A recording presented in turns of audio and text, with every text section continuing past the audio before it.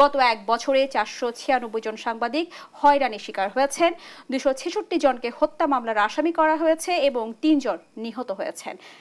এটি কেবল সংখ্যা নয়, বরং স্বাধীন সাংবাদিকতার উপর এক ধারাবাহিক দমন পীড়নের প্রতিচ্ছবি। আপনার অভিজ্ঞতার আলোকে কি বলছেন?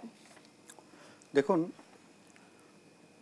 সাংবাদিকদের উপরে নির্যাতন, হুমকি, এটি তো বাংলাদেশে একটি চলমান প্রক্রিয়া বলবো আমি, যে সাংবাদিকরা নানা ধরনের হুমকির মুখে থাকে সবসময়।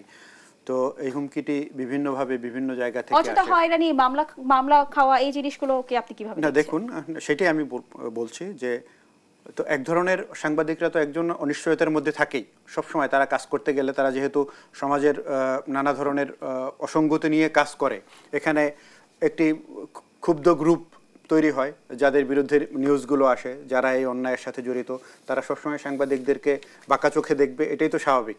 তো সেক্ষেত্রে আমার মনে হয় যে সাংবাদিকদের বিরুদ্ধে যে মামলার ঘটনাগুলো, হামলা তো এক ধরনের বিষয়, যে মামলাগুলো হয় সেখানে তাদেরকে হয়রানি করবার জন্য এই মামলাগুলো নেয়ার ক্ষেত্রে আমার মনে হয় যে মামলাগুলো থানাতে করে, কোর্টে করে, সেই মামলাগুলো নেয়ার ক্ষেত্রে থানাগুলো থেকে দায়িত্বশীলতার পরিচয় দেওয়া উচিত। যে হুট করে একজনে মামলা করতে গেলেই সাংবাদিকদের বিরুদ্ধে একটা মামলা নিয়ে নিল, তাকে হয়রানি করতেছে, এরকম অতীতে অনেক ঘটনা আছে।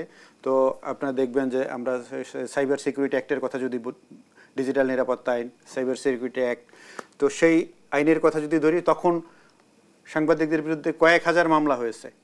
তো সেখানে তাদেরকে হয়রানি করা হয়েছে এবং সেই ধারাতে কিছু জামিন অযোগ্য ধারাও ছিল, যেটা নিয়ে আমরা দীর্ঘদিন আন্দোলন করেছি এই আইনগুলো বাতিল করবার জন্য।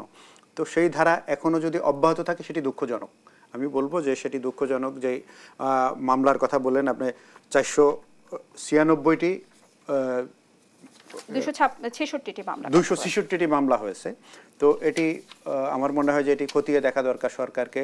তারা তো, সরকার প্রতিশ্রুতিবদ্ধ যে সাংবাদিকদের কাজের নিরাপত্তা নিশ্চিত করবে তারা, এটি তারা ওয়াদাবদ্ধ, যেহেতু তাদের এই মামলাগুলো খতিয়ে দেখে সেখান থেকে একটি নির্দেশনা জারি করা উচিত। আমি মনে করি যে মামলাগুলো হয়রানি করবার জন্য অহেতুক করা হয়েছে, সেই মামলাগুলো প্রত্যাহার করে নেওয়া উচিত। আমার মনে হয় সাংবাদিকদেরকে হয়রানি করবার জন্য এই মামলাগুলো যারা করেছেন, আমি বলবো যে তাদেরকে বিচারের আওতায় আনা উচিত, যদি হয়রানি করার উদ্দেশ্যে করে থাকেন। আর যদি যৌক্তিক কোনো কারণ থাকে, তাহলে সাংবাদিকদের বিরুদ্ধে মামলা করার জন্য, গণমাধ্যমের বিরুদ্ধে মামলা করার জন্য যেটি বলা হয়েছে যে প্রেস কাউন্সিল আছে, তাদের কাছে যেতে পারে।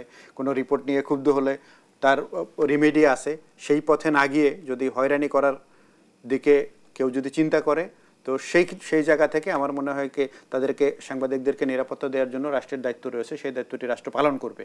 সেটি যদি না করে, তাহলে আসলে এই গণমাধ্যম যে রাষ্ট্রের আমরা যে চতুর্থ স্তম্ভ বলি, সেই ভূমিকা তারা পালন করতে পারবে না। সুতরাং গণমাধ্যম যদি স্বাধীন না থাকে, সাংবাদিকরা যদি নিরাপদ না থাকে, তাহলে একটি রাষ্ট্র দুর্বল হয়ে যাবে, রাষ্ট্র স্বাধীন থাকবে না। সুতরাং সেই স্বাধীনতা নিশ্চিত করবার জন্য গণমাধ্যমের স্বাধীনতা নিশ্চিত করার দায়িত্ব সরকারের।